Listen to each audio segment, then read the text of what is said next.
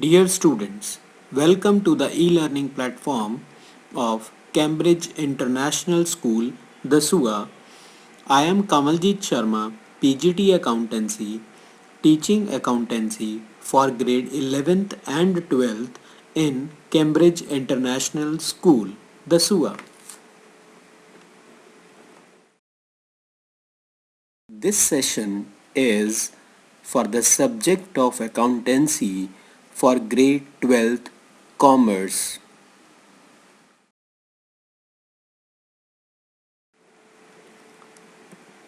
Dear students,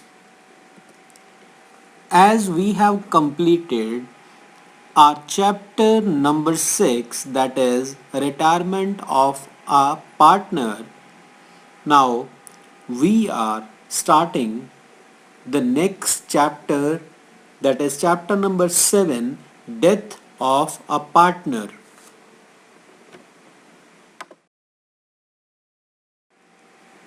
Today we will start our next chapter, chapter number 7, accounting for partnership firms, death of a partner.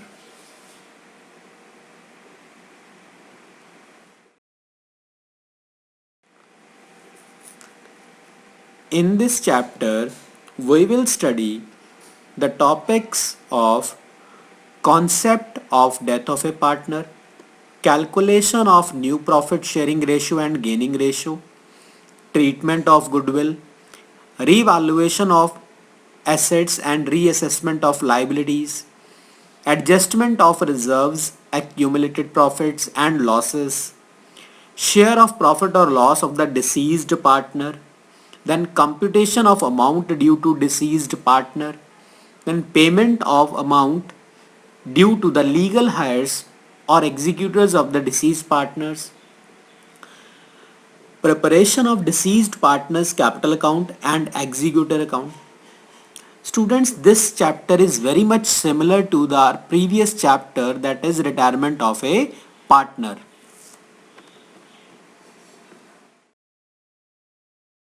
सबसे पहले हम start करेंगे new ratio calculate करना.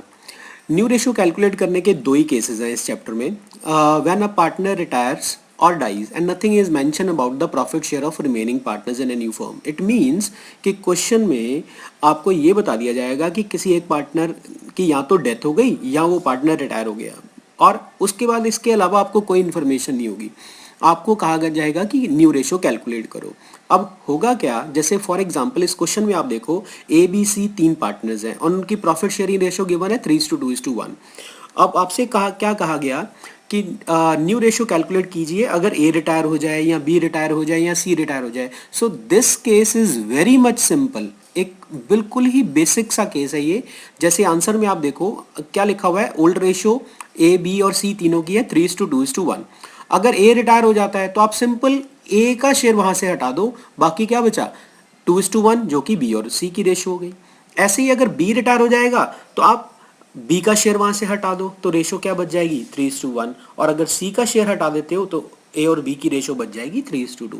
कहने का मतलब यह है कि अगर क्वेश्चन में सिर्फ ये लिखा है कि पुराने पार्टनरशिप फॉर्म में रेशो ये थी और एक पार्टनर रिटायर हो गया, तो आप क्या करोगे न्यू रेशो लिखते समय सिर्फ और सिर्फ जो पार्टनर रिटायर हो गया या किसी पार्टनर की अगर डेथ हो गई है तो आप उसमें क्या करोगे, उस पार्टनर का प्रॉफिट शेयरिंग रेशो हटा दोगे वहां से, तो बाकी जो बचेगा वो रिमेनिंग पार्टनर्स का प्रॉफिट शेयर हो जाएगा.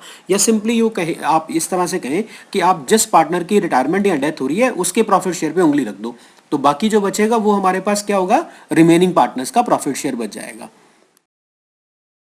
अभी आता है हमारा second case. When a partner retire और dies and his share is taken over by remaining partners in a particular ratio. Let us see the example. A, B and C are partners.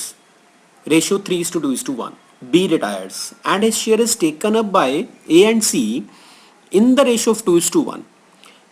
Calculate new profit sharing ratio. Now अब देखो आप कि इसमें clearly बताया गया कि B के retire होने के बाद उसका जो शेयर है उसको 2:1 की रेशो में ए और सी ने टेक ओवर किया. मतलब ये सेकंड केस में it is clearly mention that the profit share of the retiring partner is taken over by the remaining partner in a particular ratio. एक रेशो जरूर गिवन होगी. ऐसा भी लिखा हो सकता है कि taken over in equal ratio या equally by the remaining partners या इन द रेशो ऑफ 5:3, ऐसा कुछ भी लिखा हुआ हो सकता है। तो आपने सबसे पहले जो रिटायरिंग पार्टनर है जो कि बी के शेयर को, जो भी प्रॉफिट शेयर उसका होगा, उसको आपने डिवाइड कर लेना है गिवन रेशियो में। अब आप आंसर में देखो, ओल्ड रेशियो है ए बी सी की 3:2:1। अब ओल्ड रेशियो ए की अगर देखा जाए तो 3/6 है। अब क्या लिखा है, ही टेक्स फ्रॉम बी, तो बी का शेयर जो कि 2/6 था उसको हमने न्यू रेशियो में which is given in the question 2:1 that is 2/3 में डिवाइड किया। इट मींस 2/6 को अगर 2/3 में मल्टीप्लाई करोगे, डिवाइड करोगे, तो ये आ जाएगा 4/18। इसका मतलब ए को बी से कितना शेयर मिला, 4/18। तो ए का पुराना शेयर है 3/6, 3/6 में जो उसे रिटायरिंग पार्टनर से मिला 4/18 अगर जोड़ दें तो ये निकल के आता है हमारा कैलकुलेट करने के बाद 13/18। ऐसे ही सेम सी का शेयर जो है पुराना 1/6 है and he takes from B, 2/6 का 1/3 कर दो।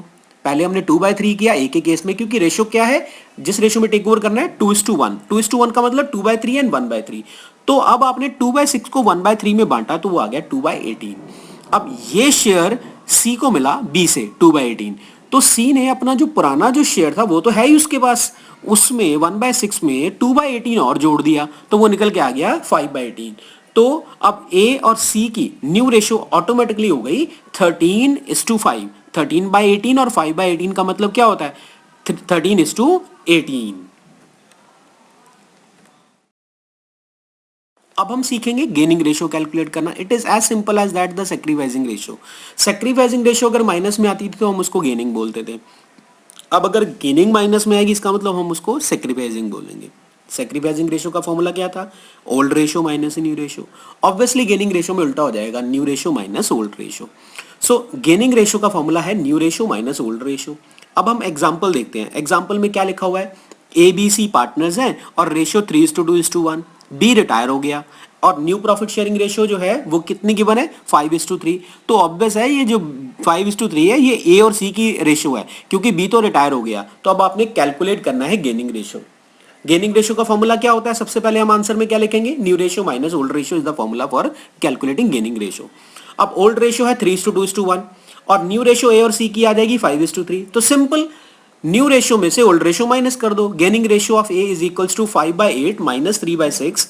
आपने जब एलसीएम लेके कैलकुलेट किया दिस कम्स टू 6/48 आ सकता है। और भी कोई वैल्यू इस तरह की जो अगर मल्टीपल्स में आ जाए डिवाइड होके, कैसे भी आप एलसीएम लेके करना चाहो, आपकी वैल्यू इसके इसी प्रोपोर्शन में आनी चाहिए। गेनिंग रेशियो ऑफ सी कैसे आएगा, new ratio minus old ratio. भाई न्यू रेशियो ऑफ सी कितनी है 3/8 और ओल्ड रेशियो ऑफ सी कितनी है 1/6। आपने इसको भी कैलकुलेट किया, ये आ गया 10/48। तो गेनिंग रेशियो ऑफ ए और सी इज 6:10। डिनोमिनेटर हटा दो आप गेनिंग रेशियो या सैक्रिफाइसिंग रेशियो कैलकुलेट करते समय, तो रेशियो आ गई 6:10। अब अगर आप उसमें इसको 2 से डिवाइड करो तो क्या आ जाएगा आपके पास 3:5। So you can write gaining ratio of A is equal to A and C is C 6:10 or 3:5, whatever you like। बात है हमारी treatment of goodwill. Treatment of goodwill का भी रिटायरमेंट में बहुत ही सिंपल केसेस हैं। आपको सिर्फ ये देखना है, दो ही पार्ट हैं, when goodwill already exist on the books of the firm और goodwill does not exist in the books of the firm. अगर गुडविल ऑलरेडी एग्जिस्ट करती है तो वही हमारा accounting standard 26, first of all old goodwill must be written off and next we have to record the new goodwill। and in the second case when goodwill does not exist, इसका मतलब पुरानी goodwill है ही नहीं, तो इसका मतलब सारी treatment किसकी करनी है आपको ने, न्यू goodwill की ट्रीटमेंट करनी है। तो only two cases are there, when old goodwill exist और old goodwill does not exist। पता कैसे चलेगा, अगर क्वेश्चन में दो दो goodwill गिवन है तो ऑब्वियसली एक पुरानी होगी एक नहीं होगी, और अगर सिंगल ही है तो वो नहीं ही होगी।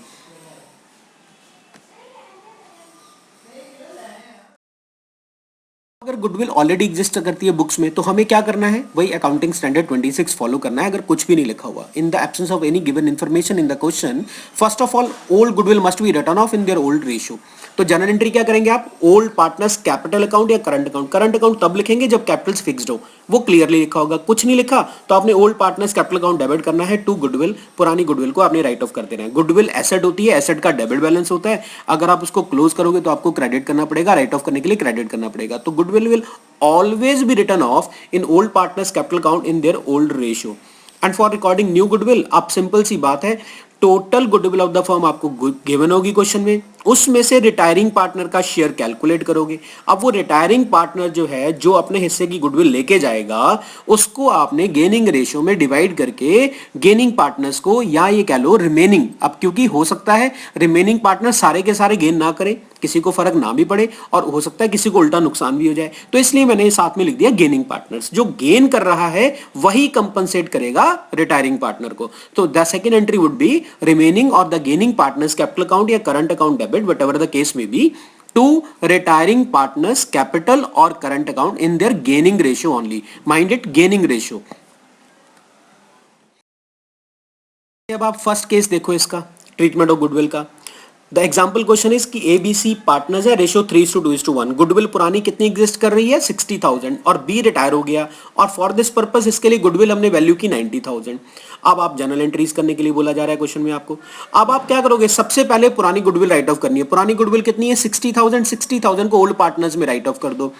गुडविल एसेट है, एसेट राइट ऑफ होगी, क्रेडिट करना पड़ेगा, और एसेट के ऑब्वियस है कम होने से क्या होगा, जो पार्टनर्स है उनका नुकसान होगा, तो पार्टनर्स डेबिट होंगे। So A's capital account debit, B's capital account debit, C's capital account debit to goodwill account. 60,000 को आप ओल्ड रेशियो में डिवाइड कर देंगे, 3:2:1 में 30,000, 20,000, 10,000 आ जाएगा। उसके बाद आपने क्या करना है, टोटल जो न्यू गुडविल गिवन है 90,000, उसमें से बी का शेयर निकालना है। 90,000 को 2/6 करेंगे तो 30,000 आएगा। अब ये 30,000 रुपीज है, ये रिमेनिंग पार्टनर्स, और रिमेनिंग में भी कौन से, जिनको गेन हो रहा है।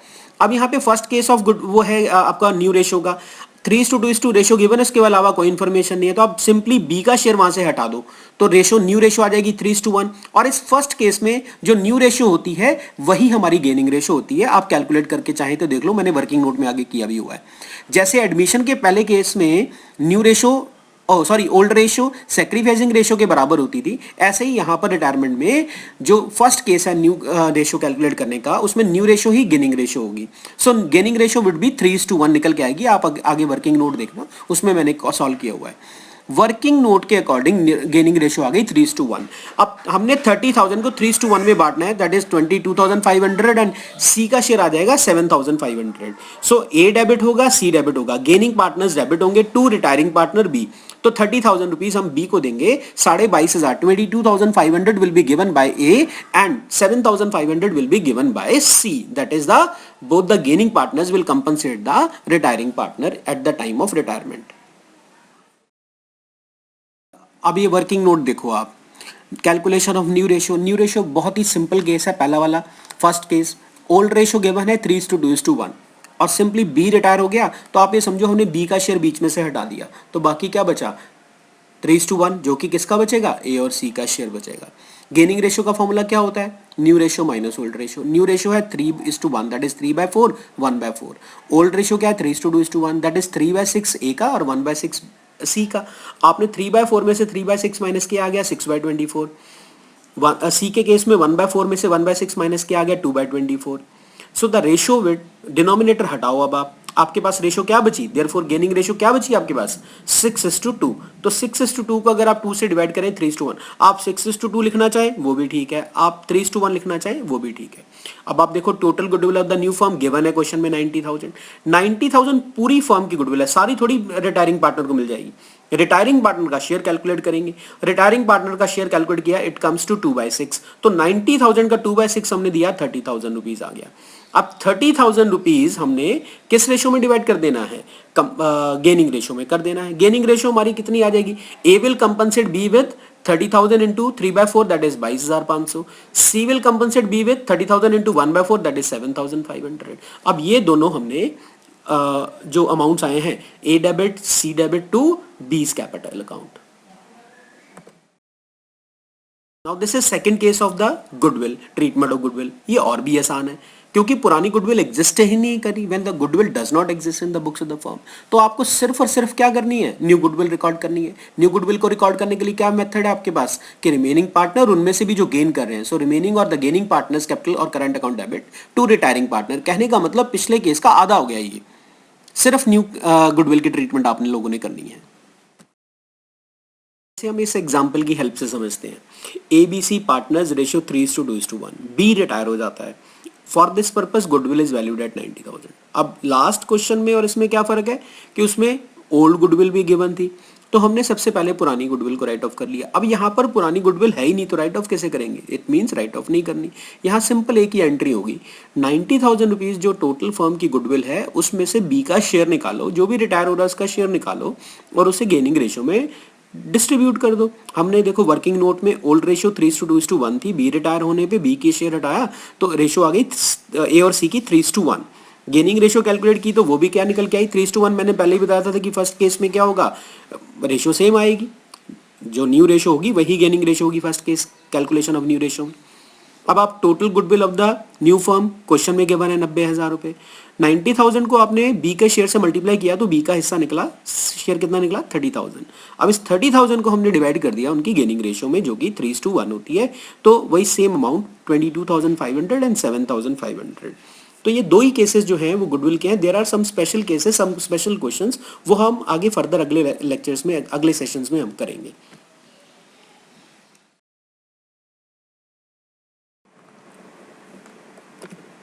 Now come to the conclusion. So students, in this session we have studied about the calculation of new ratio and treatment of goodwill at the time of death of a partner. I hope this session would help you while solving questions from your textbook.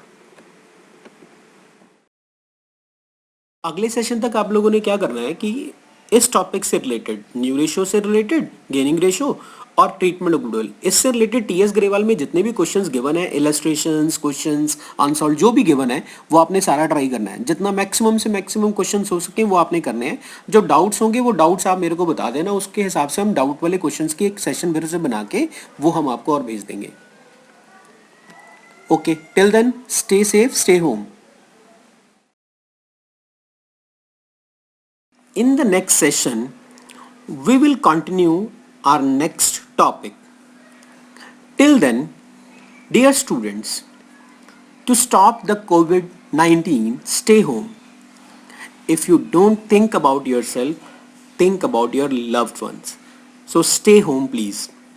But study regularly.